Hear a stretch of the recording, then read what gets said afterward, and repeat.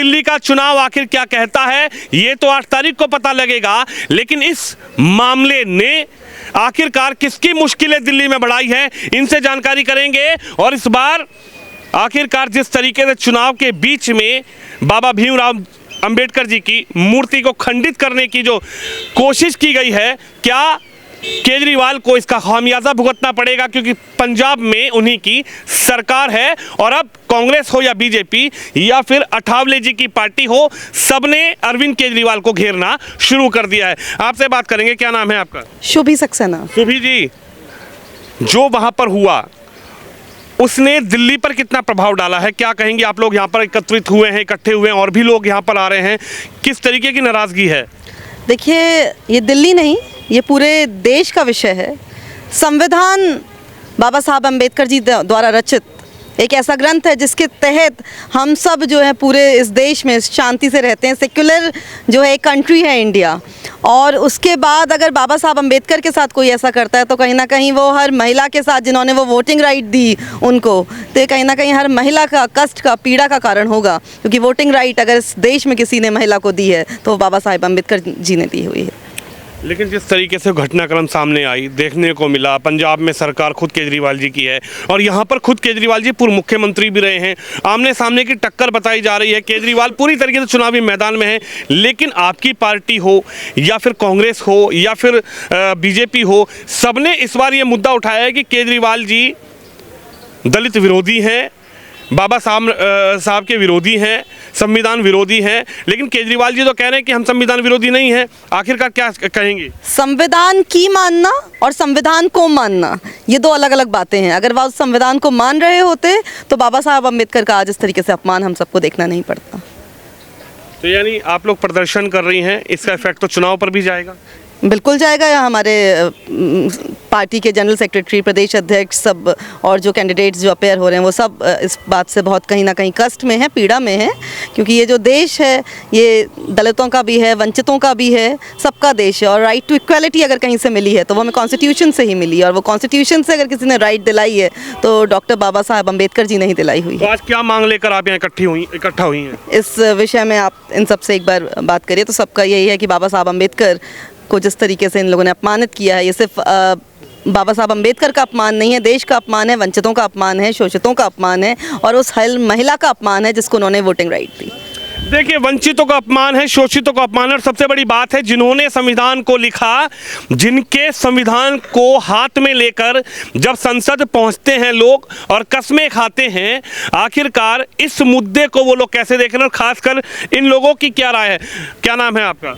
मेरा नाम फ़खरे आलम है। ये पूरा जो मुद्दा हुआ इसके बाद दिल्ली में भी बड़ी हलचल है। हालांकि दिल्ली में चुनाव है तो चुनाव से भी इसको जोड़ के देखा जा रहा है। कैसे देख रहे हैं बाबा साहब का ये जो अपमान हुआ है, मूर्ति को खंडित करने की कोशिश की गई है, और ये वो जगह, उस जगह हुआ है जहां पर खुद यहाँ के पूर्व मुख्यमंत्री अरविंद केजरीवाल जी की सरकार चल रही है और वहाँ पे भगवंत मान सीएम है।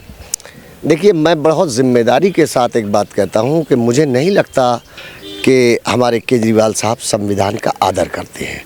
मुझे नहीं लगता कि वो दलितों का आदर करते हैं। राज्यसभा का अगर मसला आता है पंजाब में या दिल्ली में, तो क्या कोई दलित आपको राज्यसभा का मेंबर दिखाई दिया? फ़ोटो ज़रूर वो बाबा साहब की लगाती हैं, लेकिन मैं समझता हूँ कि वो दिल से आदर नहीं करते। हमेशा इस प्रकार की घटनाएँ ऐसे ही प्रदेशों में क्यों होती हैं जो संविधान को लेकर के हाथ में ज़्यादा घूमते हैं? मेरा एक सवाल है, क्यों होती हैं ये घटनाएं? क्योंकि वो सिर्फ और सिर्फ ज़ुबान पे उनकी कुछ होता है, करते वो कुछ और है। क्या कहेंगे? दिल्ली का चुनाव है और अरविंद केजरीवाल जी तो इसी विधानसभा से चुनावी मैदान में भी हैं, लेकिन इस घटना के बाद आप भी केजरीवाल जी पर सवाल उठा रहे हैं, तमाम दल भी केजरीवाल जी पर सवाल उठा रहे हैं। लेकिन केजरीवाल जी का तो ये कहना है कि हमने ही सम्मान किया है तो आपके समाज का सम्मान किया है, मुस्लिम समाज का।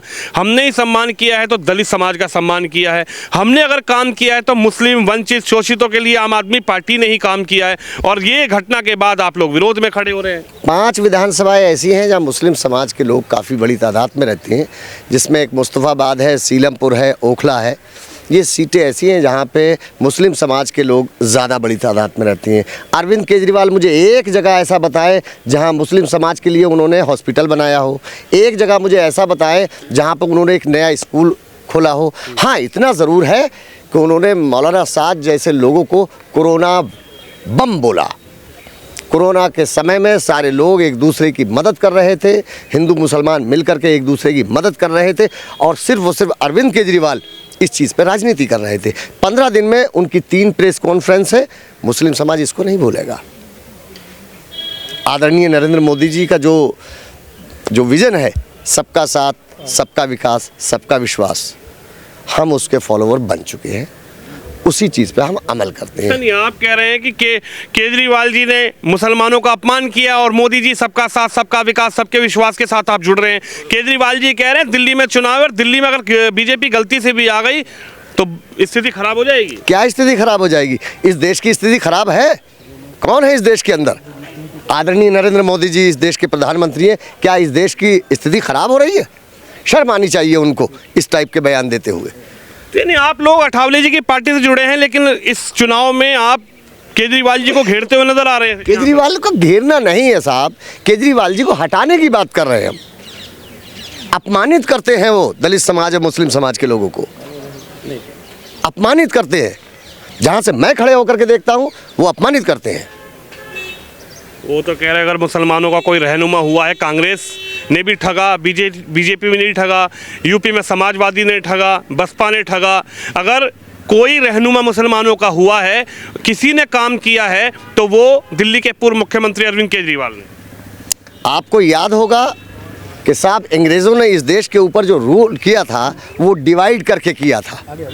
आदरणीय योगी जी का एक जुमला है, साथ रहोगे सेफ रहोगे, एक रहोगे सेफ रहोगे। भारत के लोगों को एक करने का प्रयास कर रहे हैं। योगी जी कह रहे हैं बटोगे तो कटोगे, केजरीवाल जी कह रहे हैं योगी जी को दिल्ली में बुला लिया, योगी जी क्या करेंगे? बस आएंगे, यही कहेंगे बटोगे तो कटोगे। बात बताइए कि आपके बड़ों ने, मेरे बड़ों ने ये नहीं कहा था कि हमें एक रहना चाहिए? उन्होंने ये नहीं कहा कि मुसलमान तुम बटोगे या हिंदू तुम बटोगे या सिख तुम बटोगे। एक बाइट मुझे ऐसे दिखा दें आप। अरे कहा क्यों बटना?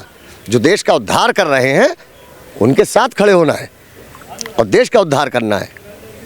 योगी जी की ताबड़तोड़ रैलियां चल रही हैं दिल्ली में, जबरदस्त योगी जी का प्रचार चल रहा है, और आप मुस्लिम समाज से होकर योगी जी की बात कर रहे हैं। वाह, क्या बात कर दी है। मुस्लिम समाज के लोग जो हैं, क्या योगी जी को नहीं मानते? जो व्यक्ति अपने देशवासियों को एक पैगाम दे रहा हो कि एक रहोगे सेफ रहोगे, तो क्या पर्टिकुलर एक समाज के लिए बोल रहे हैं? हर समाज के लिए बोल रहे हैं। और जो दलित विरोधी होते हैं वो होते हैं, ये लोग दलित विरोधी हैं जिनके खिलाफ हम प्रोटेस्ट कर रहे हैं। देखिए, प्रदर्शन की एक व्यवस्था बन गई है, क्या कहेंगे आज क्यों जरूरत पड़ गई? आखिरकार किस तरीके से देख रहे हैं? दिल्ली के चुनाव पर बताया जा रहा है कि ये जो घटनाक्रम हुआ है ये दिल्ली के चुनाव पर बड़ा प्रभाव डाल देगा। ये तो जो केजरीवाल भ्रष्ट सरकार है, और उन्होंने पंजाब में भी उन लोगों को बहका करके, फुसला करके, और वो वहाँ पर आ गए, और न वो संविधान को मानते हैं, और अंबेडकर साहब की जिस तरह से तौहीन की, तो चुनाव के माहौल से तो इस मामले का है ही नहीं। जब अंबेडकर साहब पे हमला कर रहे हैं, किस तरह से, जिस तरह से पूरा भारत देश आपकी इज्जत करता है, जिस तरह से उन्होंने संविधान बनाए और सारे जाति धर्म के लोग उनको सलाम करते हैं, तो ऐसों का अपमान करना, तो उसके लिए लड़ा जाएगा, वो तो बोला जाएगा, प्रदर्शन करा जाएगा। मैंने देखा वहाँ पर उसी जगह पर, उसी मूर्ति के आसपास तमाम जो दलित समाज के लोग थे वो वहाँ पर गए, विरोध प्रदर्शन किया, धरना किया, लेकिन क्या मुस्लिमों की आवाज़ उनसे जुड़ती हुई नजर आ रही है? मुस्लिम समाज आज अंबेडकर जी के इस अपमान पर एक साथ खड़ा हुआ नजर आ रहा है? बिल्कुल खड़ा रहेगा। पूरा देश, हिंदू, मुस्लिम, सिख, ईसाई, यहूदी, पारसी, सारे लोग, और हमारे जिस तरह दलित लोग, सारे लोग उनके लिए खड़े हैं। जो काम उन्होंने देश के लिए किया, जिस तरह से उन्होंने देश के कानून बनाए, और जिस तरह से पूरा देश एकजुट को होकर के चलता है और उनको मानता है, तो सारे ही लोग वहाँ नाराज़ हैं, और पूरा भारत देश नाराज़ है, और ख़ास तौर से मुस्लिम भाई और दलित लोग नाराज़ हैं। आप लोगों ने इस जगह को क्यों चुना? ये नई दिल्ली विधानसभा, इसी जगह से केजरीवाल चुनावी मैदान में है। उनके सामने बीजेपी ने प्रवेश वर्मा को उतारा है, कांग्रेस ने संदीप दीक्षित को उतारा है। आप कहीं और भी प्रदर्शन करते थे, लेकिन क्या आप यहाँ से एक नया संदेश देना चाहते हैं कि केजरीवाल की विधानसभा सभा में आप लोग नाराजगी व्यक्त कर रहे हैं? जंतर मंतर है भाई साहब, यहीं से प्रदर्शन होता है और यही सारी परमिशनें होती हैं, सारी आवाज़ यहीं से उठाई जाती है। और केजरीवाल जो है भ्रष्ट सरकार है, केजरीवाल जो है उन्होंने कुछ नहीं किया और पूरी दिल्ली को उन्होंने बेकार करके रख दिया है, पूरी दिल्ली को उन्होंने शराब में डुबो कर रख दिया है। और आप देखिएगा जिस तरह से उन्होंने घोटाले किए, सारे घोटाले किए, शिक्षा घोटाला, पानी का घोटाला, बिजली का घोटाला, ये सारे घोटाले में आप देख लीजिएगा चुनाव के बाद फौरन सारे के सारे ये सब जेल में जाने वाले हैं। वो तो कह रहे हैं 70 के 70 केजरीवाल जीत रहे हैं। बिल्कुल एक भी नहीं जीतेंगे। अब क्या आप देख लीजिएगा, बिल्कुल नहीं आएंगे, ये जनता इनसे नाराज़ है, बिल्कुल नहीं आएंगे। और बल्कि हमारी जो आरपीआई की रिपब्लिक पार्टी ऑफ इंडिया, हम आप 5 सीटों से हम लड़ रहे हैं। मैं सीलमपुर विधानसभा 65 से मैं चुनाव लड़ रहा हूँ और जनता बहुत ज़बरदस्त नाराज़ है। हमारी 5 की 5 सीटें भी हम जीत करके आ रहे हैं। यानी नाराजगी है, इस नाराजगी में केजरीवाल जी को खामियाजा भुगतना पड़ेगा। बिल्कुल नाराजगी, बिल्कुल खामियाजा भुगतना पड़ेगा। एक तो इस संविधान को नहीं मानते, दूसरा ये काम नहीं करते, तीसरा ये फ्री का जनता को ये बहलाते फुसलाते हैं, करते कराते कुछ है नहीं। सारी जनता जान गई है। ये देख लीजिए किस तरह से अंबेडकर साहब की इन्होंने तौहीन की, किस तरह से वो हथौड़े बजा रहे हैं, किस कदर अफसोस की बात है, कितने दुख की बात है। पूरा देश अफसोस में है, तो इनको शर्म नहीं आ रही। ये सिर्फ अपनी राजनीति की बात करते हैं और फिर ये कहते हैं कि 2100 रुपये महिलाओं को देंगे। इनसे पूछा जाए कि तुम्हारे पास फंड है क्या, कहाँ से दोगे? आपके पास फंड ही नहीं है, मुख्यमंत्री फंड कहाँ है? और सारा नुकसान में चल रहा है। जितने भी इनके डिपार्टमेंट हैं सारे इन्होंने घोटाले कर लिए, हर जगह घाटा हो रहा है। बिजली में भी घाटा है, शिक्षा में भी घाटा है, हर जगह इन्होंने घाटा करके रख दिया है। शराब का घोटाला किया, सारा सरकार का टैक्स खा गए। तो ऐसी सरकार को जो जनता है सबक सिखाने वाली है, ये बुरी तरह इनकी हार होने वाली है। चलिए देखिए, जो पूरा मामला है आप बताइए, कैसे नाराजगी है बहुत ज़्यादा अंबेडकर जी की जो प्रतिमा पर? बहुत ज़्यादा बड़ी नाराज़गी है, बड़े दुख की बात है। क्या नाम है, केजरीवाल की सरकार वहाँ है और बाबा जी का अपमान हुआ है। बहुत दुख की बात है भाई साहब।